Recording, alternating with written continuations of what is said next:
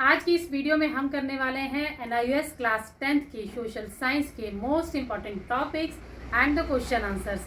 Hello and welcome to Kausar classes. My name is Varinder Kaur. Students, अगर अभी तक आपने कुछ भी नहीं पढ़ा है सोशल साइंस में तो ये वीडियो आपके लिए बहुत हेल्पफुल रहने वाली है, क्योंकि इस वीडियो में हम कवर करेंगे most important topics and the question answers, जिसमें से 100% के चांसेस हैं कि वो आपके एग्जाम में जरूर आएंगे। विनर आपसे क्वेश्चन MCQ में पूछे या match the following short answers, one word answer या लॉन्ग आंसर।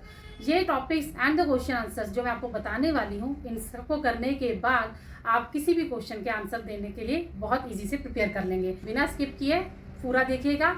हिंदी और इंग्लिश दोनों ही मीडियम वाले बच्चे इस वीडियो को देख सकते हैं। Let's get started. वीडियो में हम आपको सोशल साइंस के जितने भी सब्जेक्ट्स हैं, हिस्ट्री है, पॉलिटिकल साइंस है, ज्योग्राफी है, इकोनॉमिक्स है, उसके जितने भी important topics and question answers हैं वो सब बताएंगे। इस वीडियो को देखने के बाद आप अपने एग्जाम में 100% पास हो जाएंगे, क्योंकि इस वीडियो में जो क्वेश्चंस और आंसर्स आपको बताए जा रहे हैं ज़्यादातर आपका एग्जाम इसी में से ही बनकर आने वाला है। सो वीडियो को बिना स्किप किए पूरा देखिएगा। हिंदी और इंग्लिश दोनों ही लैंग्वेजेस में यहाँ पर बताया गया है, और दोनों ही लैंग्वेजेस में मैं आपको एक्सप्लेन कर भी बताऊँगी क्या क्या इंपॉर्टेंट टॉपिक्स हैं, क्या क्या इंपॉर्टेंट क्वेश्चन आंसर्स हैं, वो सब हम डिस्कस करेंगे। सो वीडियो के साथ बने रहेगा। आइए स्टार्ट करते हैं हम हिस्ट्री के साथ, यानी कि इतिहास के साथ। तो पहला हिस्ट्री का जो हमारा main the most important topic वो है 1857 का रिवॉल्ट, यानी कि 1857 का विद्रोह। ये भारत का अंग्रेजों के खिलाफ सबसे बड़ा आंदोलन था। ठीक है, तो इस आंदोलन में क्या हुआ था, जैसे कि हम जानते हैं कि ईस्ट इंडिया कंपनी अंग्रेज जब भारत आए थे तो उन्होंने भारत के अंदर कई राज्यों के ऊपर अपना राज्य जमाना स्टार्ट कर दिया था और उन्होंने शासन करना स्टार्ट कर दिया था। अब उन्होंने धीरे धीरे अपनी पॉलिसीज़ को, अपने रूल्स को, अपने रेगुलेशंस को भारत के अंदर जो है वो लागू कर दिया था। हालांकि वो भारत में व्यापार करने के लिए आए थे, लेकिन धीरे धीरे उन्होंने अपनी जड़ें, अपने पाँव फैलाने स्टार्ट कर दिए थे और अपनी रूट्स को इतना ज़्यादा उन्होंने स्ट्रॉन्ग कर लिया था कि उनको आसानी से भारत से निकाला नहीं जा सकता था। तो भारतवासियों को भी उनकी हर बात माननी पड़ती थी, क्योंकि भारतवासी अंग्रेज़ों से काफ़ी कह लो कि डेवलपमेंट में और एजुकेशन के लेवल में काफ़ी पीछे थी। तो भारत सरकार के ऊपर अंग्रेज़ों का दबदबा पूरा था। उन्होंने धीरे धीरे करके पूरे भारत पर अपना शासन, अपना राज्य जमा लिया था। अपने टैक्सेस, अपनी पॉलिसीज़, अपने रूल्स, अपने रेगुलेशंस को उन्होंने लागू कर दिया था। तो सबसे पहले भारत में अंग्रेज़ों को बाहर निकालने का जो विद्रोह स्टार्ट किया गया वो 1857 में मंगल पांडे द्वारा स्टार्ट किया गया। अब क्यों स्टार्ट हुआ मैं आपको बताती हूँ। तो यहाँ पे हम कारण पढ़ेंगे। कारण देखिए, पॉलिटिकल कारण है सबसे पहले। और पॉलिटिकल कारण ये है कि अंग्रेज़ों ने हर राज्य के ऊपर अपना कब्जा जमाना शुरू कर दिया था और हर राज्य में टैक्सेस स्टार्ट कर दिए थे। ठीक है, तो टैक्सेस की वजह से टैक्सेस उन्होंने एग्रीकल्चर पे, खेती बाड़ी पर लगा दिए, उन्होंने एजुकेशन पर टैक्सेस लगा दिए, उन्होंने ट्रांसपोर्ट पे जो है टैक्सेस अप्लाई कर दिए, उन्होंने इंपोर्ट एक्सपोर्ट के ऊपर जो लोग घर में बैठकर छोटे छोटे रोज़गार करते थे, लाइक चादरें बनाते थे, दरियाँ बनाते थे, छोटे छोटे शिल्पकार चीज़ें बनाते थे, उनके ऊपर भी अंग्रेज सरकार ने टैक्सेस लगाने स्टार्ट कर दिए थे। तो ये कुछ इकोनॉमिकल कारण भी बन गए थे जिसकी वजह से लोगों ने विद्रोह करना स्टार्ट कर दिया था। तीसरा जो है वो मिलिट्री इशू बन जाते हैं, सैन्य कारण। भारत के जो लोग थे, भारत के जो यंग जनरेशन थी, जो आप कह लो भारत के सिपाही थे, वो अंग्रेजी फ़ौज में भी थे। ठीक है, पुलिस डिपार्टमेंट में भी थे, एयरफोर्स में भी थे, हर जगह पर थे। तो जो भारत के सिपाही थे उन्हें अंग्रेज़ों ने ऐसे कारतूस दिए, यानी ऐसे हथियार दिए जिसमें कि गाय और सूअर की चर्बी मिली हुई थी। इससे उनकी धार्मिक भावनाएं, उनकी जो रिलीजियस के प्रति अपनी जो फीलिंग्स थी वो काफ़ी टच हुई और उनको लगा कि जिन्हें हम मानते हैं उन्हीं की चर्बी को इन्होंने हथियार बनाकर हमारे ही लोगों पर चलाना शुरू कर दिया है। तो सबसे पहले मंगल पांडे ने इस चीज़ का विद्रोह किया। उन्होंने कहा कि हम ये हथियार जो है वो नहीं यूज़ करेंगे, और इस तरह से भारत के अंदर अंग्रेज़ों के खिलाफ आंदोलन स्टार्ट हो गए। तो अगर आपको ये क्वेश्चन आता है कि सबसे पहला भारत में अंग्रेज़ों के खिलाफ कौन सा आंदोलन शुरू हुआ था, तो वो था 1857 का। और ये किसने शुरू किया था? ये मंगल पांडे ने शुरू किया था। अब जब ये आंदोलन स्टार्ट हुआ, यानी ये प्रोटेस्ट करना स्टार्ट हुआ, पहले मंगल पांडे अकेले थे, फिर धीरे धीरे उनके साथ लोग जुड़ना शुरू हो गए थे कि हम ये जो हैं आपकी शर्तें या आपके हथियार या आपकी चीज़ें जो हैं ये हम नहीं एक्सेप्ट करेंगे और हम आपकी फ़ौज में नहीं लड़ेंगे। इस तरह से विद्रोह स्टार्ट हो चुका था। अब धीरे धीरे ये विद्रोह जो है पूरे भारत में फैलने लग गया। भारत के कई जगह पे, कई राज्यों पे या जो यूथ था, जो पॉलिटिशियंस थे, जो रिफॉर्मर्स थे, सोशल रिफॉर्मर्स थे, वो सब इकट्ठे होकर अंग्रेज़ों के खिलाफ उन्होंने फिर बड़े से बड़े आंदोलन छेड़े और फाइनली कुछ 90 से 100 साल के बाद हमें जो है 1947 में आज़ादी भारत अंग्रेज़ों से मिल गई थी। अब जब रिवॉल्ट जो शुरू हुआ था 1857 का, तो उसके जो है कुछ इम्पैक्ट यानी कि क्या रिज़ल्ट उसके निकल के आए, तो उसके रिज़ल्ट में निकल के क्या आए कि ईस्ट इंडिया कंपनी शासन का एंड हो गया था। ठीक है, अंग्रेज़ों का सीधा राज्य जो है वो शुरू हो गया था और जो है मतलब उनका शासन जो है वो ख़त्म होने पर आ गया था। अब उनको अपनी जड़ें जो है वो उखड़ती हुई नज़र आनी शुरू हो गई थी। ठीक है, तो अब इसका सेकंड क्या था कि जो क्वीन विक्टोरिया थी, ठीक है, तो वो क्वीन विक्टोरिया जो है उनका जो कंट्रोल था वो उन्होंने भारत में जो है वो पूरी तरह से बना रखा था, तो उसके ऊपर भी काफ़ी इम्पैक्ट पड़ा। उसके बाद क्या हुआ कि कई तरह की पॉलिसीज़ को ब्रिटिश गवर्नमेंट ने को चेंजेस करने पड़े। लाइक जैसे मैंने बताया कि मंगल पांडे जी ने बोला कि हम ये हथियार नहीं यूज़ करेंगे, तो उनको हथियारों में कुछ चेंजेस करने पड़े। तो इस तरह से जो है पॉलिसीज़ जो है अंग्रेज़ों की वो काफ़ी चेंज हो गई थी। तो ये था भारत छोड़ो आंदोलन का जो मतलब कह लो कि विद्रोह जो है अंग्रेज़ों के खिलाफ वो 1857 में शुरू हुआ था। तो इसके कारण और रिजल्ट्स दोनों को लेकर ही आपके ऊपर क्वेश्चंस जो हैं आपके पेपर में आ सकते हैं, तो इस टॉपिक को आप अच्छे से पढ़ के जाइएगा। सेकंड हम पढ़ेंगे Indian national movements. Indian national movement यानी भारतीय राष्ट्रीय आंदोलन जो कि अंग्रेज़ों के खिलाफ चलाए गए, अलग अलग जगहों पर, अलग अलग शहरों में, अलग अलग कस्बों में ये आंदोलन चलाए गए थे। ठीक है, तो अब वो आंदोलन जो थे तो वो कौन कौन से थे, तो सबसे पहले उनको कई तरह से चलाया गया। तो पहला था मॉडरेट्स, जिसे कि हम बोलते हैं नरम दल, जो कि शांति से अंग्रेज़ों से बात करते थे कि हमें ये पॉलिसी चेंज करनी है। अब ये डिपेंड करता था अंग्रेज़ सरकार के ऊपर कि वो इस चीज़ को मानती है या वो इस चीज़ को नहीं मानती है। सेकंड जो आ जाता है वो एक्सट्रीमिस्ट्स हो जाता है, यानी कि गरम दल, जो विरोध करते थे और बहिष्कार करते थे, जैसे कि मंगल पांडे जी ने किया।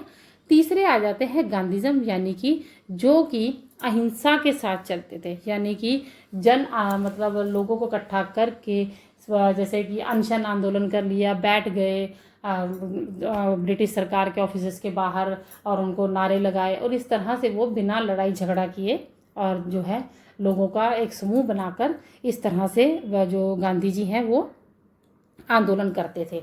ठीक है, तो भारत के जो महत्वपूर्ण आंदोलन थे वो 3 थे, जिसकी वजह से अंग्रेजों को भारत छोड़कर जाना पड़ा। पहला था नॉन कोऑपरेशन मूवमेंट, असहयोग आंदोलन।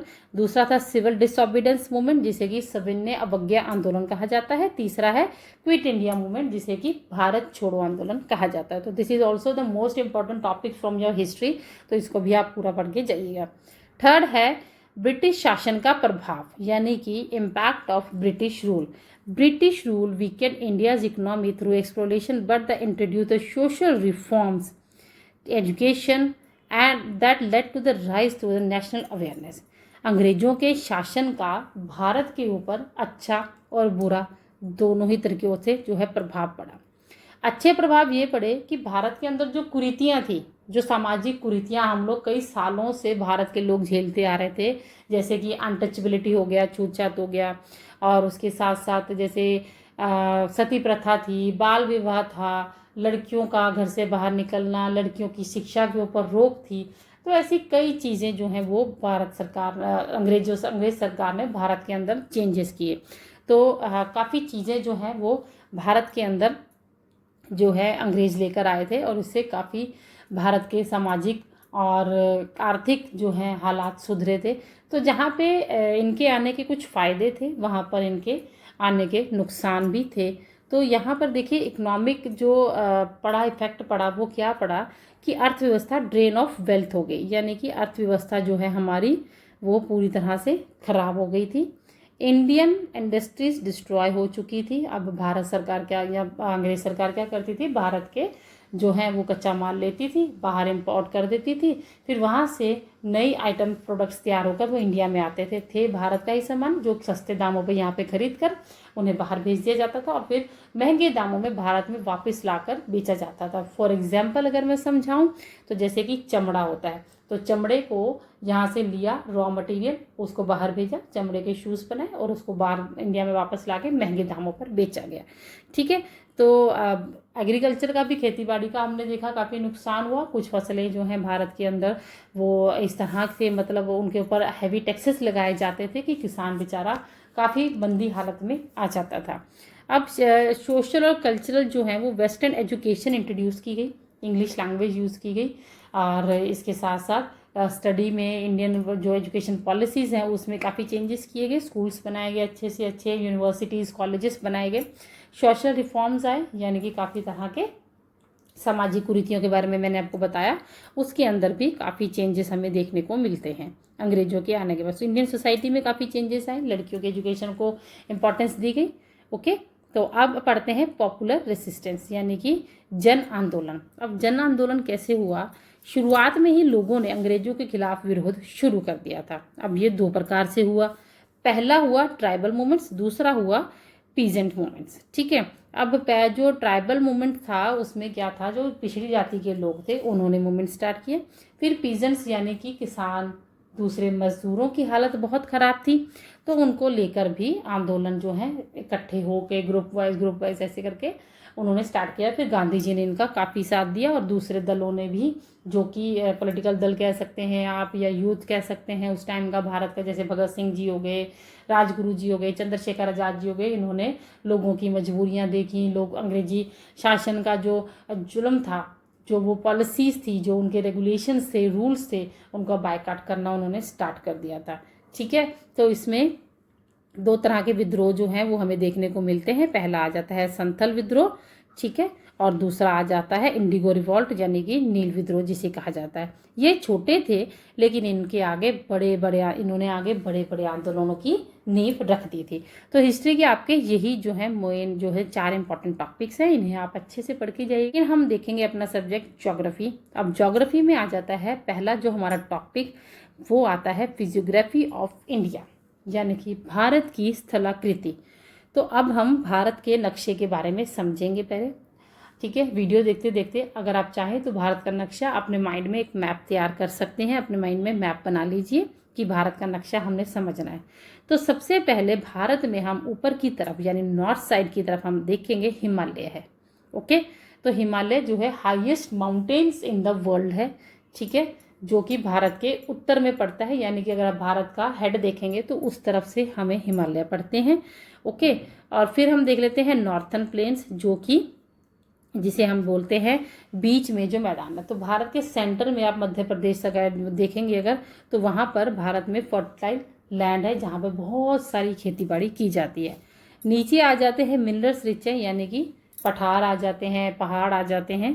ठीक है, भारत के जब हम साउथ की तरफ चलते हैं उस तरफ भारत के एक साइड में हम देखेंगे ड्राई रीजन है यानी कि रेगिस्तान है। ओके, और उसके बाद है कि समुद्र के किनारे भारत को बहुत पड़ते हैं। आप देखेंगे भारत के नक्शे में अगर हम स्टार्टिंग से देखें तो भारत जो है उसकी डाइवर्सिटी जो है वो माउंटेन्स में है, प्लेन्स में है, प्लेट्यूज में है, डिजर्ट्स में है, कोस्टल एरियाज में है। तो भारत की जिस तरह से शेप बनी हुई है आप देखेंगे उत्तर भारत में हिमालय है, नीचे पठार आ जाते हैं, मैदान आ जाते हैं, फिर समुंदर आ जाता है। भारत के एक साइड में बंगाल की खाड़ी पड़ती है, दूसरे साइड में अरब सागर पड़ता है, नीचे श्रीलंका पड़ जाता है। तो इस तरह से भारत जो है वो पूरी तरह से भारत के जो है 5 भाग हैं, जिसे हम हिमालय, उत्तरी मैदान, पठार, मरुथल और तटीय जो क्षेत्र कहते हैं, जिसे कि इंग्लिश में आप हिमालयस कह सकते हैं। कि अगर आपको क्वेश्चन आता है कि आपको भारत की फिजियोग्राफी बतानी है कि भारत किस तरह से बंटा हुआ है फिजियोग्राफी के अकॉर्डिंग, तो आपको बताना है हिमालयस में, नॉर्थर्न प्लेन्स में, उसके अलावा पेनिसुलर प्लेट्यूज में, डेजर्ट्स में एंड द कोस्टल प्लेन्स में। ओके, तो ये आपका फिजियोग्राफी का भारत की जो ज्योग्राफी है वो आ जाती है। नेक्स्ट हम देखेंगे भारत की जलवायु, climate of India. The climate of India is mainly monsoon type. Bharat की जो क्लाइमेट है वो ज़्यादातर बारिश के ऊपर डिपेंड करता है। ठीक है, तो उसके बाद क्या होता है monsoon type, characterized by the seasonal winds and the rainfall influenced by the factor like latitude, altitude and the distance sea from the sea। तो भारत का जैसे मैंने बताया कि भारत की जो जलवायु है, भारत का जो क्लाइमेट है वो ज़्यादातर बारिश पर डिपेंड करता है। आपने देखा होगा यहाँ पर मानसून का एक सीज़न आता है जिसमें बहुत ज़्यादा हैवी रेनफॉल होता है, ठीक है। उसके बाद धीरे धीरे ठंड आती है, लेकिन भारत के कई क्षेत्र ऐसे हैं जहाँ पर तकरीबन बारिश होती ही रहती है। जैसे मेघालय साइड हम देखेंगे, मणिपुर साइड, तो वहाँ पर जो है heavy rainfall in the world होता है, बहुत बारिश होती है वहाँ पर। ओके, तो भारत का जो मेन हम बोलेंगे ना कि भारत का क्लाइमेट कैसे चेंज होता है, कैसे सर्दी आती, कैसे गर्मी आती। जैसे बहुत भीषण गर्मी पड़ती है, जैसे कि अब अप्रैल के मंथ में स्टार्ट हो गई है, तो नॉर्थ इंडिया में और ईस्ट इंडिया में और वेस्ट इंडिया में बहुत ज़्यादा गर्मी पड़ने वाली है। तो ये गर्मी से हमें राहत कब मिलती है, जब जून जुलाई में जाकर मानसून आता है, यानी कि जब बारिश आती है। तो भारत का क्लाइमेट बारिश के ऊपर ही ज़्यादातर डिपेंड करता है। मानसूनी भारत की यहाँ पे कोई मतलब आप कह लो कि अगर मौसम चेंज होगा तो उसका मेन रीज़न जो होगा वो बारिश होगी। बारिश ही मौसम में चेंजेस लेकर आती है। ओके, तो मानसून जो है बदलता रहता है। गर्मी बारिश, सर्दी की बारिश अलग है, गर्मी की अलग है। और बारिश मानसून हवाओं से होती है, मानसून की हवाएं जो चेंज होती हैं। तो हमारा जो है वो हम बोलेंगे कि भारत का जो क्लाइमेट है वो मेन तौर पे जो है वो है मानसून, ठीक है। साउथ वेस्ट मानसून होता है जो रेनी सीजन लेकर आता है, और नॉर्थ वेस्ट मानसून होता है। ओके, तो अगला हम पढ़ लेते हैं टॉपिक जो है वो है परिवहन, यानी कि transport and the communication. Transport और कम्युनिकेशन के बारे में हम अगर पढ़ें यहाँ पर तो ये है परिवहन। परिवहन का मतलब होता है जब हम एक जगह से दूसरी जगह पर जाते हैं तो उसे हम ट्रांसपोर्ट और कम्युनिकेशन कहते हैं। Transport and communication are the system that connected people and places, enabling the movement of the goods, service and the information of the development। ये भारतीय विकास के लिए, किसी भी देश के विकास के लिए ट्रांसपोर्ट और कम्युनिकेशन होना बहुत ज़रूरी है। तो भारत के अंदर 4 तरह के ट्रांसपोर्ट्स होते हैं। पहला है दूसरा है रेल, तीसरा है एयर, चौथा है वाटर। तो ये 4 जो चीज़ें हैं भारत में जो है ट्रांसपोर्ट्स की होती हैं। पहला रोड ट्रांसपोर्ट हो जाता है, जैसे कि हम कह लेते हैं ट्रेन्स हैं, ट्रक्स हैं, कार हैं, बसेस हैं। ओके, सेकंड रेल उसी में इंक्लूड हो जाता है। थर्ड है एयर। एयर में हम लोग हवाई जहाज हो गए, हेलीकॉप्टर्स हो गए, जेट प्लेन्स हो गए, और पानी में हम शिप वगैरह को लेकर चलते हैं।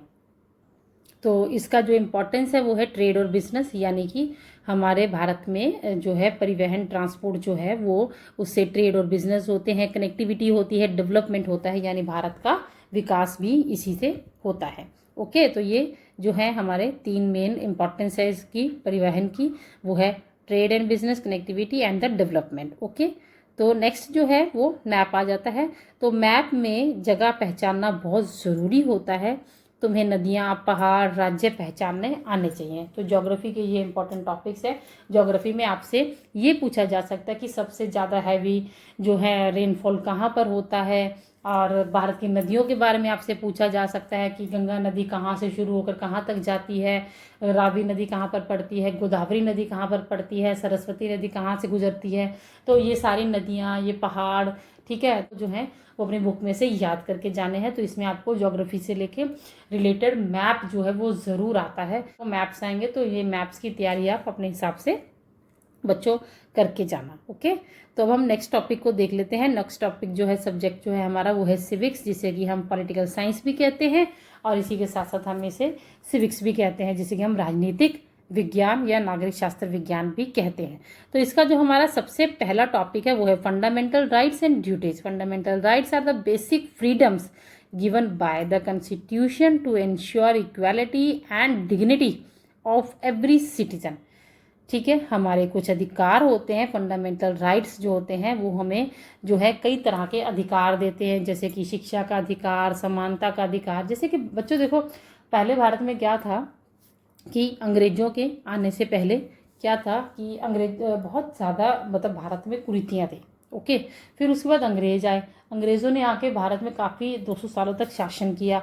अब जो था काफ़ी भारत में ना सिस्टम काफ़ी बदल चुका था। पहले भारत में जात प्रथा होती थी, जैसे कि हिंदू जात 4 तरह से बटी हुई थी, ब्राह्मण, क्षत्रिय, वैश्य और शूद्र। तो उसमें क्या होता था कि जाति को लेकर ना, तो जो छोटी जाति के लोग होते थे ना, उनको शिक्षा का अधिकार नहीं था, उनके साथ इक्वालिटी नहीं की जाती थी, तो उनके साथ काफ़ी डिफरेंसेस किए जाते थे। उनको कई तरह की जगहों पे जाना वर्जित था, जैसे मंदिर में वो लोग नहीं जा सकते थे, और जो ट्रांसपोर्ट्स का वो यूज़ नहीं कर सकते थे, वो सीट्स पर नहीं बैठ सकते थे, उनको नीचे बैठना था। तो इन सब चीज़ों को लेकर भारत में काफ़ी ज़्यादा मतलब आप कह लो कि सामाजिक बुराइयाँ थी। तो जब नया भारत बना, यानी जब भारत आज़ाद हुआ, तो भारत के आज़ाद होने पर कई तरह से इन्होंने जो है भारत के अंदर रिफॉर्म्स किए। तो एक नया संविधान, एक नया कॉन्स्टिट्यूशन बनाया गया, जिसमें हमें हमारे मौलिक अधिकार, जैसे कि फंडामेंटल राइट्स कहते हैं, और हमारी फंडामेंटल ड्यूटीज़ भी हमें बताएगी कि हमारे भारत के अंदर रहते हुए क्या हमारे जो हैं वो अधिकार बनते हैं और क्या हमारी ड्यूटीज़ बनती हैं।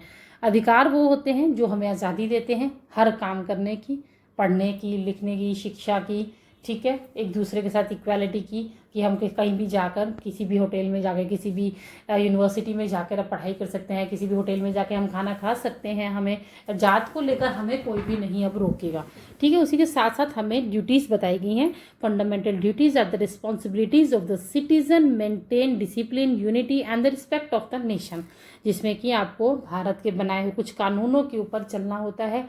जो भारत में कानून बनाए गए हैं उसी के अकॉर्डिंग आपको चलना होता है, ताकि भारत में राष्ट्रीय एकता और शांति बरकरार रहे, ठीक है।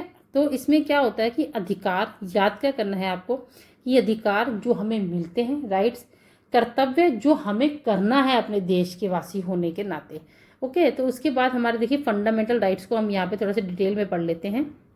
तो कॉन्स्टिट्यूशन ने, B.R. अम्बेडकर जी ने जब कॉन्स्टिट्यूशन का निर्माण किया, जब नया कॉन्स्टिट्यूशन उन्होंने कॉम्पोजिशन किया, तब उन्होंने ये फंडामेंटल राइट्स बनाए, क्योंकि वो खुद भी एक छोटी जाति से बिलोंग करते थे, तो उनको शिक्षा के लिए काफ़ी मतलब उनको पढ़ने का शौक़ था B.R. अम्बेडकर जी को, लेकिन उन्हें पढ़ने नहीं दिया जाता था, उन्हें शिक्षा से वर्जित रखा गया just because of the caste system. तो कास्ट, क्योंकि वो छोटी जात के थे, तो उन्हें पढ़ने के लिए मना किया जाता था।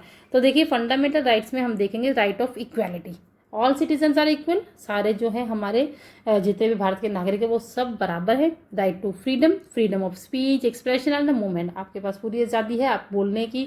अगर आपके साथ अन्याय होता है तो आप कोर्ट में जाकर जो है वो कुछ भी उनके अगेंस्ट केस कर सकते हैं, ठीक है।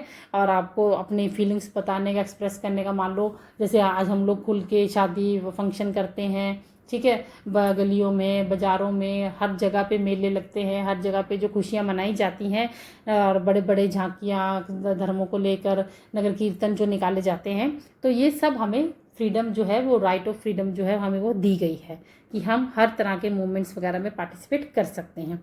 फिर है राइट अगेंस्ट एक्सप्लॉयटेशन, यानी कि कोई चाइल्ड लेबर नहीं होगा, कोई फोर्स लेबर नहीं होगा, तो उसके खिलाफ भी आपके पास अधिकार है कि आप अगर नहीं काम करना चाहते तो आप नहीं कर सकते। Right to freedom of religion, यानी कि आप अपने धर्म को लेकर कहीं भी आप अपने मंदिर, गुरुद्वारे, मस्जिद बना सकते हैं, और अपने धर्म को लेकर जितनी भी आपकी संस्थाएं, परंपराएं हैं, रिचुअल्स हैं, कस्टम्स हैं, उनको आप निभा सकते हैं, ठीक है। कल्चरल एंड एजुकेशनल राइट्स में हम लोग देखेंगे कि protect language, culture and education right, यानी कि आपको शिक्षा का अधिकार है, अपनी भाषा सीखने का अधिकार है। तो आप भारत के अंदर क्या, भारत के बाहर भी जाकर किसी भी कॉलेज में, किसी भी स्कूल में एडमिशन लेकर जो आपका मन है आप उसे पढ़ सकते हैं। राइट द कॉन्स्टिट्यूशनल रेमेडीज, यानी कि go to court and right are violated, यानी कि अगर कोई भी अधिकार जो आपको कोई भी यूज़ करने से मना करता है तो आप उसको कॉन्स्टिट्यूशन रेमेडीज़ में लेकर उसके खिलाफ केस जो है वो दायर कर सकते हैं। राइट ऑफ एजुकेशन है, 6 से 14 साल के बच्चों को पढ़ाई बहुत ज़रूरी है। फ्री एजुकेशन सरकार के द्वारा हमें दी जाती है कि 6 से 14 साल के बच्चे, गवर्नमेंट स्कूल्स हैं, गवर्नमेंट कॉलेजेस हैं जहाँ पे बच्चों की बहुत कम फीस में, और स्कूल में तो फ्री ऑफ कॉस्ट पढ़ाया जाता है, जहाँ पे आपको बुक्स भी हैं, यूनिफॉर्म्स भी हैं, और आपको इवन अलाउंस भी मिलता है, यानी कि आपको मुआवजा भी मिलता है जो बच्चे बहुत अच्छा पढ़ते हैं। तो बहुत अच्छे भारत की डेमोक्रेसी है, भारत के अंदर बहुत अच्छे हमें कॉन्स्टिट्यूशनल राइट्स मिले हुए हैं, और हमें उनका यूज़ बहुत अच्छे तरीके से करना चाहिए। फिर आ जाता है हमारा फंडामेंटल ड्यूटीज़, ओके। तो फंडामेंटल ड्यूटीज़ में हम देखेंगे कि कौन कौन सी हमारी ड्यूटीज़ हैं। सबसे पहले आती है respect of constitutional national symbols, हमें आदर करना है भारत की, हमारे देश की जो कॉन्स्टिट्यूशन है उसका, और साथ ही साथ नेशनल सिंबल्स हो गए, जैसे नेशनल फ्लैग हो गया। तो जहाँ भी हमें अपना फ्लैग दिखे, जहाँ भी हमारा नेशनल एंथम या नेशनल सॉन्ग चल रहा है, तो हमें एक पोजीशन में खड़े होना होता है। तो दिस इज़ कॉल्ड हमारी जो है वो फंडामेंटल ड्यूटी है। Follow ideas of freedom struggle, ठीक है, हमें सारे जो हैं स्ट्रगल्स को जो भी हैं उन सबको फॉलो करना चाहिए, ठीक है। उसके अलावा आप यहाँ पर देख सकते हैं कि लॉट्स ऑफ ड्यूटीज़ जो हैं हमारी वो बताई गई हैं। तो स्टूडेंट्स ये सब आप पढ़ के अच्छे से जाइएगा, ओके। यहाँ पर हमारी 11 ड्यूटीज़ बताई गई हैं, तो ये भी हमें फॉलो करनी है। सिर्फ राइट्स को, अधिकारों को लेकर ही हमें नहीं चलना है, हमें अपनी ड्यूटीज़ को भी निभाना है। जिस तरह से हम अपने घर और परिवार की जिम्मेदारियों को निभाते हैं, वही जिम्मेदारियाँ और वही ड्यूटीज़ हमारे देश के प्रति भी बनती हैं। तो हमें देश के लिए भी वो ड्यूटीज़ को निभाना चाहिए। नेक्स्ट हमारा जो टॉपिक है पॉलिटिकल साइंस में से, वो है prime minister and council. The Prime Minister and the Council of the Minister from the real executive of India are responsible for making decisions and the running the government. प्रधानमंत्री जो होते हैं वो देश के सबसे शक्तिशाली व्यक्ति होते हैं और वो सरकार को चलाते हैं, देश को चलाते हैं। देश के लिए बहुत सारे जो है वो फैसले, इंपॉर्टेंट फैसले जितने भी होते हैं कि भारत में कौन कौन सी पॉलिसीज़ चलेंगी, भारत में कौन कौन से नए रूल्स आएंगे, भारत में कौन सी चीज़ें सस्ती होगी, कौन सी चीज़ें महंगी होंगी, ये सारा जो कंट्रोल है ये सेंट्रल सरकार के पास होता है और सेंट्रल सरकार जो है वो प्रधानमंत्री चलाते हैं, ठीक है। अब प्रधानमंत्री की हम पावर्स को देखेंगे तो अपॉइंट्स मिनिस्टर, प्रधानमंत्री जब प्रधानमंत्री बन जाते हैं तो सबसे पहले वो मिनिस्टर्स को बनाते हैं, गवर्नमेंट को चलाते हैं, पॉलिसीज़ को बनाते हैं।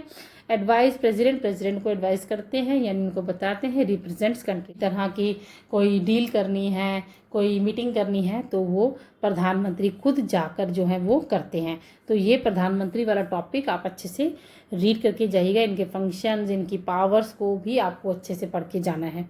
नेक्स्ट हम पढ़ेंगे पार्लियामेंट यानी कि हमारी संसद।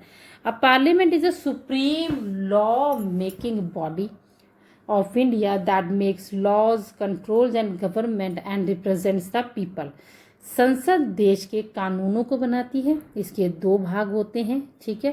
जो है पहला है लोकसभा, दूसरा है राज्यसभा। लोकसभा को हम लोअर हाउस कह देते हैं, राज्यसभा को हम अपर हाउस कहते हैं। राज्यसभा में भारत के सारे ही जो है राज्य के लोग होते हैं, उनकी सभाएं होती हैं। और लोकसभा में हम देखते हैं कि पूरी सेंट्रल सरकार के बारे में डिसीजंस और डिस्कशन की जाती है। तो अब इनके फंक्शंस क्या क्या हैं, तो इनके फंक्शंस को हम देखेंगे। तो इनके फंक्शंस हैं make laws for country, Bharat के लिए अलग अलग तरह के कानून को बनाना। पासेस द बजट पर पास करना, कौन सी चीज़ें महंगी होंगी, कौन सी चीज़ें सस्ती होगी, डीजल का क्या रेट जाएगा, पेट्रोल का क्या रेट जाएगा। उसके अलावा जो है वो controls the checks of the government, Bharat सरकार के जो भी रूल्स एंड रेगुलेशंस हैं, पॉलिसीज़ हैं, नियम हैं, नियतिज़ हैं, भारत के जो संबंध हैं दूसरे देशों के साथ, उनके ऊपर कंट्रोल करना। Discusses the national issues, Bharat के जो इशू हैं, जैसे भारत के अंदर कई चीज़ें सुधारने वाली है, बेरोज़गारी है या क्राइम बढ़ रहा है, उन सब चीज़ों को जो है वो संसद में डिस्कस करके इश्यूज़ को उनको रिसॉल्व किया जाता है। Represent the people of India, Bharat सरकार के अंदर जो राज्यसभा और लोकसभा की जब सदन की जो मीटिंग्स होती हैं, जो इनकी सभाएं लगती हैं, तब इन सभाओं में भारत के छोटे छोटे इश्यूज़ को उठाकर और उन्हें डिस्कस किया जाता है, ओके। तो प्रेसिडेंट ऑफ इंडिया यानी कि राष्ट्रपति, भारत के राष्ट्रपति। अब भारत के राष्ट्रपति, the president of India is the head of the state and the constitutional authority who acts as and on the advice of the prime minister and the council minister। पर राष्ट्रपति जो होते हैं वो भारत के देश के किसी भी देश के प्रमुख होते हैं। यह किसी भी बिल पर हस्ताक्षर करते हैं, आपातकाल लगा सकते हैं, ठीक है। तो इनके पास 3 तरह की पावर होती हैं, ठीक है। सबसे पहली होती है एग्जीक्यूटिव पावर है, अपॉइंट्स कर लेते हैं। दूसरी है लेजिस्लेटिव पावर, जो कि बिल को साइन करते हैं। मान लीजिए नोटबंदी हुई थी, मान लीजिए जैसे कि नोटबंदी हुई थी, तो उसमें प्रधानमंत्री ने और राज्यसभा लोकसभा के मेंबरों ने मिलकर, मेंबर पार्लियामेंट से मिलकर जब ये बिल पास किया कि हाँ नोटबंदी होगी, तो वो नोटबंदी तब तक लागू नहीं होती है जब तक कि प्रेसिडेंट उस पर साइन नहीं करते हैं। फिर इमरजेंसी पावर है, मान लीजिए किसी देश के अंदर किसी भी प्रकार के दंगे हो गए हैं और वहाँ की राजनीतिक व्यवस्था, पॉलिटिकल सिस्टम जो है काफ़ी हद तक बदल गया है, या किसी राज्य की मान लीजिए किस राज्य की या किसी पूरे देश के अंदर सेंटर सरकार के अंदर मान लीजिए कोई प्राइम मिनिस्टर हैं, कोई चीफ मिनिस्टर हैं, उनकी अगर सडन डेथ हो जाती है तो फिर वो देश जो है जब तक राज्य में जब तक दूसरे नेता आते हैं या दूसरे लोग जो हैं पॉलिटिकल पार्टीज़ जो हैं उस चीज़ को संभालती हैं, तब तक इमरजेंसी पावर प्रेसिडेंट के पास आती है कि प्रेसिडेंट उस देश में उस राज्य में इमरजेंसी लगा कर और सारी पावर जो है अपने हाथ में ले सकते हैं। तो कोई भी दूसरे स्टेट का चीफ मिनिस्टर उठकर उस स्टेट को नहीं संभाल सकता। ये पावर सिर्फ और सिर्फ प्रेसिडेंट के पास होती है कि देश में वो इमरजेंसी लागू कर सकते हैं, लेकिन इसके लिए उन्हें कोई पुख्ता सबूत या बिल पेश करना होता है कि वो ऐसा क्यों कर रहे हैं। ओके, तो कह देखिए हर चीज़ की ना कुछ कंडीशंस होती हैं, कुछ यहाँ पे पॉलिसीज़ होती हैं, उसी के अकॉर्डिंग ही चला जाता है।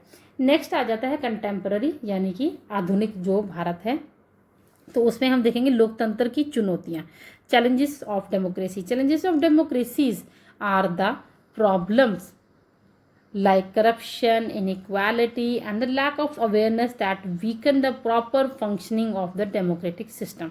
लोकतंत्र में कई तरह की समस्याएं हैं, भ्रष्टाचार हो गया, असमानता हो गई, लोगों के अंदर जागरूकता की कमी है। इसीलिए तो भारत जो है आज भी वेस्टर्न कंट्रियों से 100 साल पीछे है, क्योंकि भारत की सरकार में कई तरह के नियम और नियति तो लागू कर दी जाती हैं, लेकिन कुछ भ्रष्ट लोग होते हैं, कुछ भ्रष्ट ऐसी राज्य सरकारें आ जाती हैं जो सेंटर सरकार द्वारा, इंडियन गवर्नमेंट द्वारा दी गई फैसिलिटीज़ को, दिए गए फंड को भारत के आम लोगों तक पहुंचने ही नहीं देते हैं।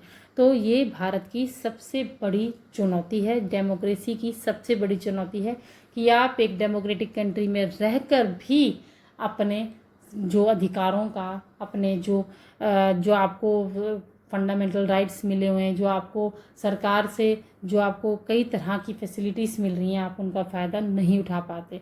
रखता करप्शन, तो corruption is the main, I think it is a main, आप लोग कह लो कि main issue, the main problem in the democratic country. Okay, तो आगे है social economic development. Socio-economic development is the improvement in the people's standard of living through the better education, health, income and the equal opportunities. Centre सरकार द्वारा, भारत सरकार द्वारा भारत के हर एक व्यक्ति का, हर एक नागरिक का सोशल और इकोनॉमिक डेवलपमेंट मतलब करने के लिए कई तरह की जो है अपॉर्चुनिटीज़ दी जाती हैं, लेकिन वो अपॉर्चुनिटीज़ जो हैं वो प्रॉपर हमारे तक नहीं पहुंच सकती हैं। ओके, आगे आता है पीस एंड सिक्योरिटी, जिसे कि हम बोलते हैं शांति और सुरक्षा। Peace and security refer to the protection of the country and its people from the internal and the external threats to the ensure stability and development. देश के विकास के लिए शांति और सुरक्षा दोनों ही बहुत ज़रूरी है, ठीक है, लेकिन फिर भी हमारे भारत के अंदर कई तरह की हमें जो है वो वॉर्स हो गए, राइट्स हो गए, प्रोटेस्ट हो गए, वो देखने को मिलते हैं। फिर इसके भी दो टाइप्स आ जाते हैं, इंटरनल एक्सटर्नल।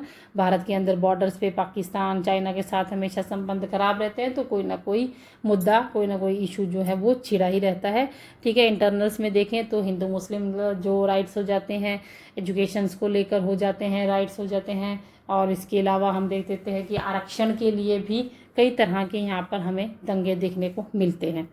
ओके, तो आगे है डेवलपमेंट। डेवलपमेंट हो जाता है ग्रोथ। ग्रोथ जो होती है वो इंक्रीज इनकम को इंक्रीज कर देती है, और ओवरऑल डेवलपमेंट इंप्रूवमेंट होता है कि आप एक अच्छे परिवार में रहते हैं, एक अच्छी एजुकेशन को हासिल कर रहे हैं, एक अच्छा आप इनकम का सोर्स है आपके पास, आप अच्छी इनकम जनरेट कर रहे हैं, और एक अच्छा आपका लिविंग ऑफ स्टैंडर्ड है, तभी हम बोलेंगे कि हाँ हम डेवलपमेंट की तरफ जा रहे हैं। ओके स्टूडेंट्स, तो ये थे हमारे जो है इम्पॉर्टेंट टॉपिक्स। तो अब हम डिस्कस करेंगे इम्पॉर्टेंट क्वेश्चन आंसर्स। ओके, तो हिस्ट्री से लेके पॉलिटिकल साइंस तक के हम सारे ही क्वेश्चन आंसर्स को यहाँ पर डिस्कस करने वाले हैं।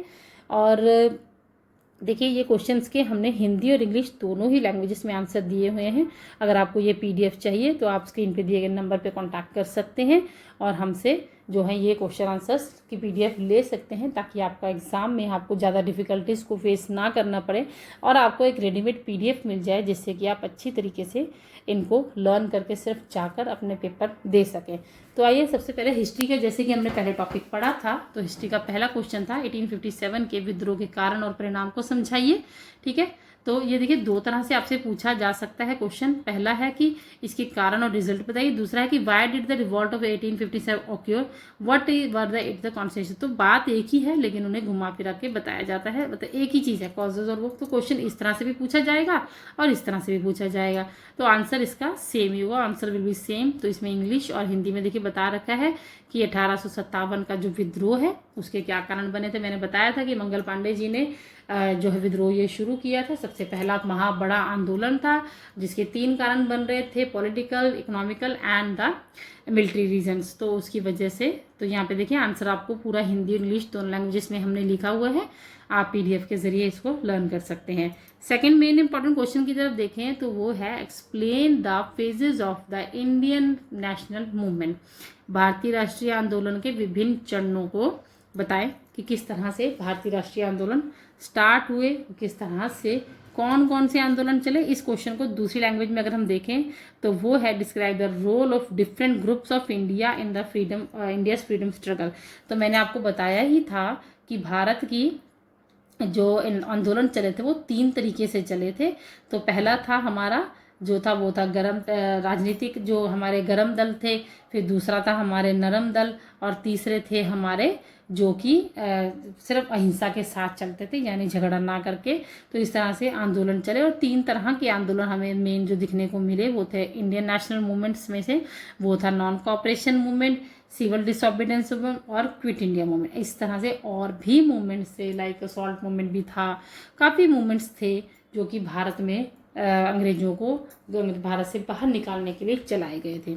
इसके अलावा भारत का यूथ जो कि हिंसा का मतलब हथियार अपनाकर, हिंसा को अपनाकर भारत से अंग्रेज़ों को निकालना चाहते थे, यानी कि वो करो और मरो वाली स्थिति थी कि हम भारत को आज़ाद कराएंगे, हम मरने को तैयार हैं लेकिन हम अंग्रेज़ों को बाहर निकालेंगे। तो वो वायलेंट हो जाते थे, लड़ाई झगड़ा करते थे, गोलीबारी करते थे, ठीक है, ब्रिटिशर्स के साथ जंग करते थे।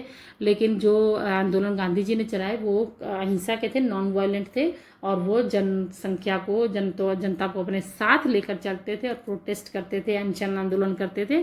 तो इस तरह से कई तरह के आंदोलन उन्होंने चलाए, और कुल मिलाकर हमें काफ़ी सालों के संघर्ष के बाद हमें भारत को आज़ादी मिली थी। नेक्स्ट क्वेश्चन है explain the impact of British rule of India. Bharat पर ब्रिटिश शासन के प्रभाव को समझाना है आपको कि क्या क्या किया था। ये भी क्वेश्चन मैंने आपको टॉपिक अच्छे से ऊपर समझा दिया है, ठीक है। तो आप क्वेश्चन को रीड करेंगे जब PDF में, तो आपको इसका आंसर और क्लियर से समझ में आ जाएगा।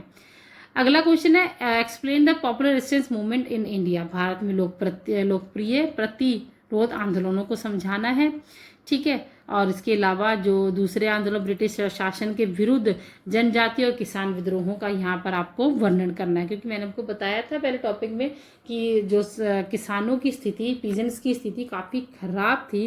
फिर उन्होंने एक पत्र लिखा था गांधी जी को, फिर गांधी जी वहाँ पर गए थे। ये बिहार के एक मतलब राज्य की कहानी है। तो पीजेंट्स की हालत वहाँ पर बहुत ख़राब थी, तो बिहार के लोगों ने एक खत लिखा था गांधी जी को। तो गांधी जी फिर वहाँ पर आए थे और उन्होंने पीजेंट्स की हालत को देखकर, वहाँ के ट्राइबल हालत को देखकर फिर अंग्रेजों के खिलाफ मूवमेंट स्टार्ट कर दिया था। और इस मूवमेंट में, जिसे नॉन कॉपरेशन मूवमेंट कहा गया, इसमें गांधी जी के साथ पूरा भारत जुड़ गया था। तो जैसे जैसे गांधी जी चलते गए, भारत के लोग उनके साथ जुड़ते गए और उन्होंने जागरूकता पैदा की और राष्ट्रीय आंदोलनों की भी नींव रखी। अगला है ज्योग्राफी का मेन इंपॉर्टेंट क्वेश्चन, भारत की जलवायु की विशेषताएं बताएं। मैंने आपको बताया कि भारत की जलवायु की मेन विशेषता क्या है, कि भारत की जलवायु मानसूनी है, बारिश के ऊपर ज़्यादातर डिपेंड रहती है, ठीक है। भारत में 3 तरह के सीजन होते हैं, समर, रेनी और विंटर सीजन। भारत की खेती बाड़ी भी जो है वो बारिश के ऊपर ही ज़्यादातर डिपेंड करती है, कि जैसे ही बारिश आएगी और वो पानी लगेगा तो फसलें उगेंगी।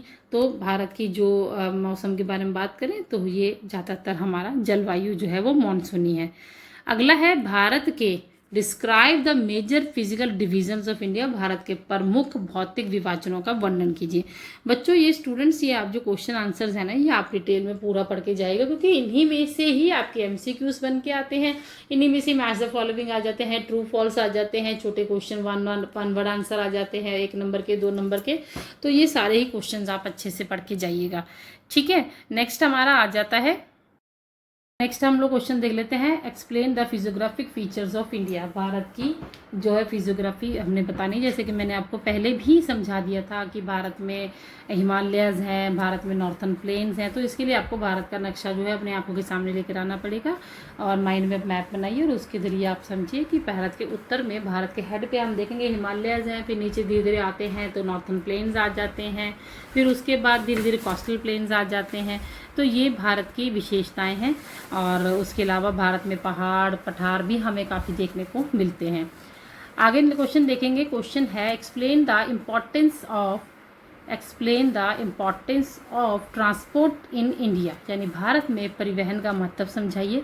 क्वेश्चन आपको इस तरह से भी पूछा जा सकता है और इस तरह से भी पूछा जा सकता है, यानी कि परिवहन के आर्थिक विकास में कैसे सहायक है, या भारत के परिवहन के महत्व को समझिए। देखिए जब तक चीज़ें इम्पोर्ट एक्सपोर्ट नहीं होंगी, लोग एक दूसरे के साथ कनेक्ट नहीं होंगे, so it is not possible कि भारत डेवलपमेंट की तरफ चले, क्योंकि कहीं से निकलने के लिए कहीं पहुंचने के लिए हमें कहीं से तो निकलना ही पड़ता है।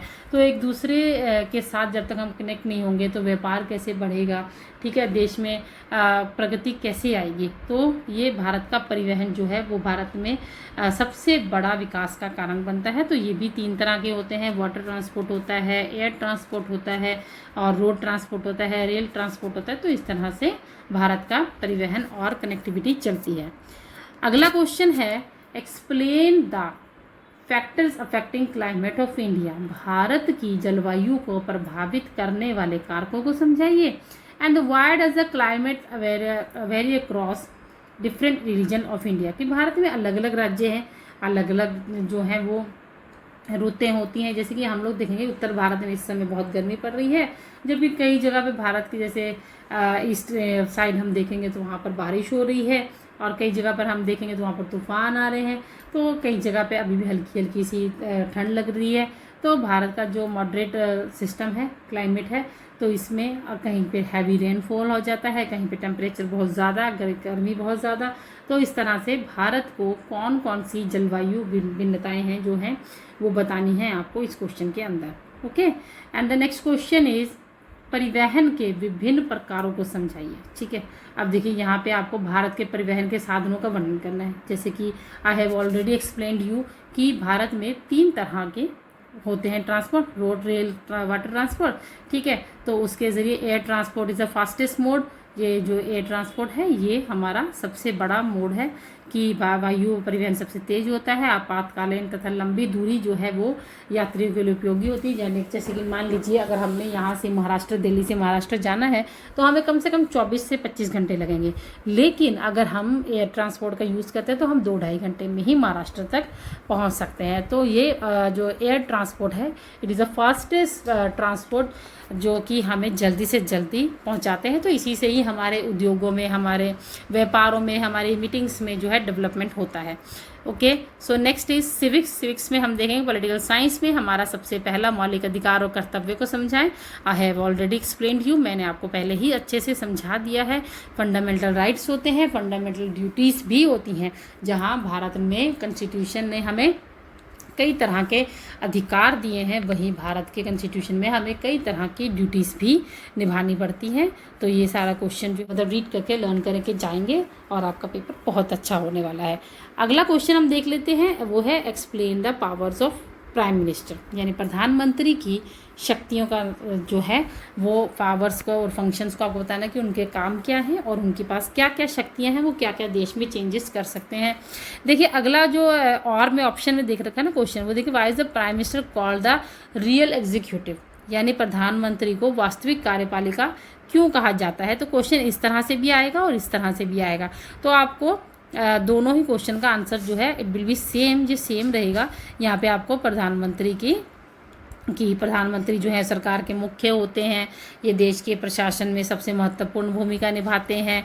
ठीक है, all the major decisions are taken under his leadership and president is also act on his advice. President भी इनकी एडवाइस से ही एक्ट करते हैं। तो therefore the prime minister is a central figure in the Indian political system. He is a central person, ठीक है, जिससे कि वो पूरे देश को रन करते हैं। So prime minister has lots of powers and functions to do। and the next question is explain the structure of Indian Parliament। Bharat की संसद की संरचना आपको बतानी है। जैसे कि हमने ऑलरेडी डिस्कस किया है कि भारत की जो संसद है उसमें लोकसभा और राज्यसभा दोनों है। The Lok Sabha is a lower house whose member are directly elected by the people, ठीक है, and it has more power specially in the financial matters. इसके पास फाइनेंशियल मैटर्स के अकॉर्डिंग हम देखेंगे तो ज़्यादा पावर है। दूसरा हो जाता है Rajya Sabha, it is upper house, represent the states, its members are elected indirectly, ठीक है। जो लोकसभा के मेंबर होते हैं वो लोगों के द्वारा सिलेक्ट किए जाते हैं, यानी इलेक्शंस होते हैं। और जैसे कि हमने प्रधानमंत्री के इलेक्शंस हुए, हमने प्रधानमंत्री जी को चुना और प्रधानमंत्री जी ने आगे फिर अपना मंत्रिपरिषद मंत्रिमंडल रेडी किया। तो लोकसभा के जितने भी मेंबर होते हैं वो लोगों के द्वारा ही चुने जाते हैं। और राज्यसभा जो होती है वो रिप्रेजेंट स्टेट्स को करती है और इसके मेंबर जो है वो इनडायरेक्टली पार्लियामेंट में इलेक्ट किए जाते हैं, ठीक है। तो अगला हम क्वेश्चन देख लेते हैं। अगला क्वेश्चन है explain the power of the president, यानी भारतीय राष्ट्रपति की शक्तियों को समझाएं और इसके कार्य भी बताएं। तो दोनों ही क्वेश्चन जो है सेम है, आपको शक्तियां और फंक्शंस दोनों बताने हैं। तो यहाँ पे मैंने जैसे आपको बताया था कि भारत के पास राष्ट्रपति के पास जो है लेजिस्लेटिव पावर्स होती हैं, विधायी शक्तियाँ होती हैं, सुप्रीम पावर्स होती हैं और उसके साथ इमरजेंसी पावर्स भी होती हैं। कि मान लीजिए किसी भी राज्य में अगर इमरजेंसी लगती है तो उसका जो पूरा कार्यकाल है, पूरा शासन है, पूरी व्यवस्था है, पूरी पॉलिटिकल सिस्टम है, वो ऑटोमेटिकली प्रेसिडेंट के हाथ में आ जाता है। नेक्स्ट क्वेश्चन देखेंगे कंटेम्प्रेरी में से, तो वो है explain the changes faced by the Indian democracy. भारतीय लोकतंत्र के सामने आने वाली चुनौतियों को समझाएं। ओके, तो ये क्वेश्चन दोनों ही फिगर्स में बनकर आ सकता है। भारत के लोकतंत्र की मुख्य विशेषताएं बताएं या भारत के लोकतंत्र के सामने आने वाली चुनौतियों को बताएं। Answer will be same, answer same रहेगा। So you should write more and more according to your marks, यानी कि जितने नंबर का क्वेश्चन पूछा गया है, अगर आपको पता है किसी 2 कारण बताएं तो आपको 2 बताने हैं, कोई 2 रिजल्ट्स पूछे तो 2 ही बताने हैं, 3 पूछे तो 3 ही बताने हैं, क्योंकि मार्क्स के अकॉर्डिंग ही आपको अपने आंसर की एक्सप्लेनेशन करनी होती है। अगला क्वेश्चन है क्वेश्चन नंबर 15 कि explain the concept of socio economic development. सामाजिक और आर्थिक विकास की अवधारणा को समझाएं और व्हाट इज डेवलपमेंट, विकास क्या है, इसकी विशेषताएं बताएं। ओके, तो ये भी क्वेश्चन हमने ऑलरेडी डिस्कस कर लिया है। ओके, तो भारत में किस तरह से विकास होगा जब तक गरीबी ख़त्म नहीं होगी, बेरोज़गारी ख़त्म नहीं होगी और रोज़गार के अवसर हमें नहीं मिलेंगे, बेहतर हेल्थ पॉलिसीज़ हमें नहीं मिलेंगी, तो तब तक हमारा जीवन स्तर जो हो बेटर नहीं हो सकता है। अगला क्वेश्चन देखेंगे question number 16। It is explain the causes of poverty and inequality. गरीबी और असमानता के कारण आपको बताने हैं और भारत में गरीबी और असमानता क्यों पाई जाती है, इसके रीजंस भी आपको बताने हैं, ठीक है। अगर ये क्वेश्चन 6 नंबर का आता है तो आपको एक्सरेट करके बताना है, थोड़ा ब्रीफ में खुलकर बताना है। और अगर ये 2 या 3 नंबर का आता है तो आपको कोई 1-2 का जो है पॉइंट्स लिखकर आंसर को छोड़ देना है। अगला क्वेश्चन हम देखेंगे question number 17। Explain the importance of security and peace, यानी कि आंतरिक और बाहरी जो है सुरक्षा का महत्व समझाइए और आंतरिक और बाहरी खतरों के बारे में समझाइए। तो दोनों का आंसर जो है वो सेम ही रहेगा कि भारत में शांति और सुरक्षा की क्या इम्पोर्टेंस है, क्या महत्वता है। देखिए किसी भी देश में, भारत में ही क्या किसी भी देश में अगर शांति नहीं होगी, लोग सुरक्षित नहीं होंगे, जैसे कि हम देख रहे हैं कि इजराइल ईरान में कितनी जंग चल रही है, बेगुनाह बच्चे और औरतें और लोग मारे जा रहे हैं, तो ये सुरक्षा सबसे पहले मैटर करती है। तो भारत में सुरक्षा का बहुत ज़्यादा इम्पोर्टेंस है, शांति का, तो उसे बनाए रखने के लिए हमारे ही कर्तव्य है कि हमने भारत की स्थिति को कैसे संभालना है। Okay, next question is differentiate between growth and development. वृद्धि और विकास में अंतर समझाना है और इसी क्वेश्चन का अगर हम फेस चेंज करते हैं तो आ जाता है explain the concept of development. ठीक है, तो आपको बताना है कि भारत में विकास की क्या अवधारणा है।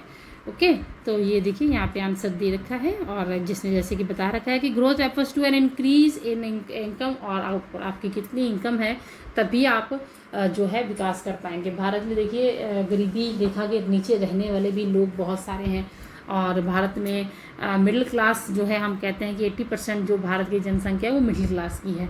तो मिडिल क्लास के लोगों का जीवन स्तर कैसे ऊंचा होगा? अगर उनकी अच्छी इनकम होगी, कम बच्चे होंगे, अच्छी एजुकेशन उनको मिलेगी, अच्छा घर मिलेगा, अच्छी फैसिलिटीज़ मिलेगी, तो डेफिनेटली है कि वो लोगों को ग्रोथ करना ही करना है। तो स्टूडेंट्स, इस तरह से ये एक पीडीएफ में हमने आपको सोशल साइंस के सारे ही इंपॉर्टेंट क्वेश्चंस एंड नोट्स को बता दिया है। अच्छे से एग्ज़ाम्स की तैयारी करके जाइएगा। मिलेंगे अपनी नेक्स्ट वीडियो में, तब तक के लिए टेक केयर, बाय। और वीडियो अगर अच्छी लगी हो, हेल्पफुल लगी हो, तो चैनल को सब्सक्राइब, लाइक और शेयर ज़रूर करें। Thank you so much.